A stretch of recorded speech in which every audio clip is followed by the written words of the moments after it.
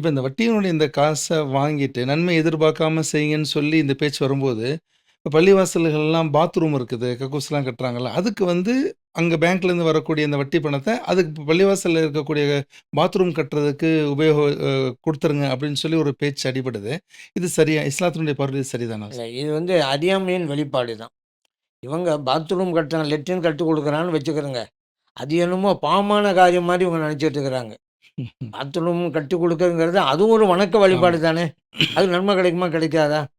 அதேபோல இந்த பள்ளிவாசலுடைய காசையும் பேங்க்ல போட்டு வைப்பாங்க. ம். சேஃப்டிக்காக வேண்டி. அப்போ அவன் அங்கேயும் வட்டி வரத்தானே செய்யும்.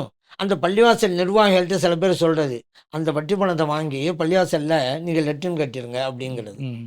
அவங்க என்ன நினைக்கிறாங்க, இது ஏதோ கூடாத காரியம் அதுக்கு செலவழிச்சேன்னு நினைக்கிறாங்க. நான் சொல்றது லெட்ரின் கட்டி குடுக்குறேங்கிறது எவ்வளோ பெரிய புனிதமான வணக்கம். அதுக்கு எவ்வளோ நன்மை ம். கிடைக்கும்.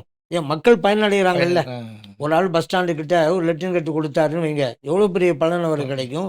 அது ஒரு போக்குவரத்து சாலையில லெட்ரின் கட்டி வச்சாரு ஒரு ஆளு. பயணிகளுக்கெல்லாம் பயன்படும்னு சொல்லி. நன்மை கிடைக்குமா? நன்மை கிடைக்காதா? கிடைக்கும். பள்ளிவாசலுக்கு ஒரு ஆளு பாத்ரூம் கட்டி குடுத்தா அதுக்கு நன்மை உண்டா? இல்லையா? உண்டு. அது இபாதத்தா? இல்லையா? அப்ப இபாதத்து செய்வதற்கு போய் இந்த ஹராமான காச சரி. செலவழிங்கண்டா எப்படி? அது ஒரு இபாதத்தாச்சே! அப்ப அந்த இபாதத் எப்படி இறைவனிடத்தில் அங்கீகரிக்கப்படும்? இந்த ஹராமான காசு அதில போய் கலந்துட்டா? அது அறியாமைனால அப்படி சொல்றாங்க. அப்படியெல்லாம் செய்யக்கூடாது.